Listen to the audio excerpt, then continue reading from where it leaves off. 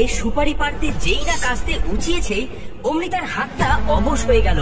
কাস্তেটা ঠং করে মাটিতে পড়ে গেল। আরে হাতটা এমন অবশ হয়ে গেল কেন? সে আবার কাস্তে তুলল, কিন্তু আবার একই ঘটনা ঘটলো।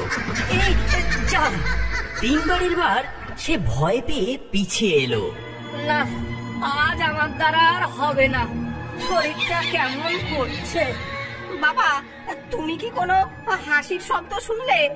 মনে হলো যেন কেউ খিলখিল করে হেসে উঠলো।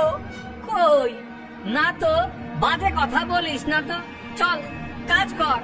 দুপুরে কাজ করতে করতে তারকের খুব জল তেষ্টা পেল। বাবা, কি তেষ্টা পেয়েছে? জলের কলসিটা কই গেল? এখানেই তো রাখা ছিল। দেখ, ওইখানেই কোথাও, হয়তো আড়ালে পড়ে গেছে। না তো, কোথাও তো নেই। ঠিক সেই মুহূর্তে ওপর থেকে একটা ফিসফিসানি আওয়াজ ভেসে এলো, যা শুধু তারকই শুনতে পেল। তেষ্টা পেয়েছে ছোকরা? খুব পেয়েছে? যা, 2 বার জল খাগে। ওই পাক মেশানো জলটাই তোদের মতো ছোট লোকদের জন্য ঠিক। আমার বাগানের শুদ্ধ জল তোদের জন্য নয়। কে কে কথা বলে? এই তারক, কি হলো রে? কার সঙ্গে কথা বলছিস? বাবা, আজ চলো বাড়ি ফিরে যাই। আমার কেমন একদম ভালো লাগছে না। এই বাগানে নিশ্চয়ই কোনো গোলমাল আছে। সেই রাতে শাকচুন্নিটা গাছ থেকে নামলো। তার চোখে মুখে দুষ্টুমিতে ভরা।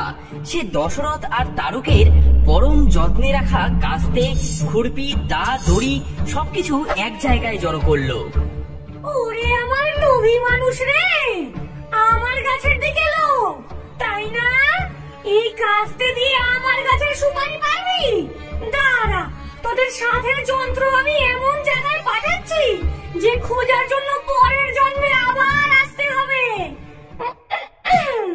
যা। এই বলে সে খ্যাক খ্যাক করে হাসতে হাসতে সব যন্ত্রপাতি এক এক করে পাশের ডোবাটার মধ্যে ফেলতে লাগলো। ডোবার মধ্যে ধপাস ধপাস করে পড়ার শব্দটা রাতের নিস্তব্ধতাকে ভেঙে দিল। এ কি রে তারক, সব যন্ত্রপাতি হাওয়া, কাস্তে, দা, খুরপি কিচ্ছু নেই। নিশ্চয়ই কাল রাতে চোর এসে চুরি করে নিয়ে গেছে, কিন্তু সব একসাথে। চলো তো পাশের ওই ডোবাটা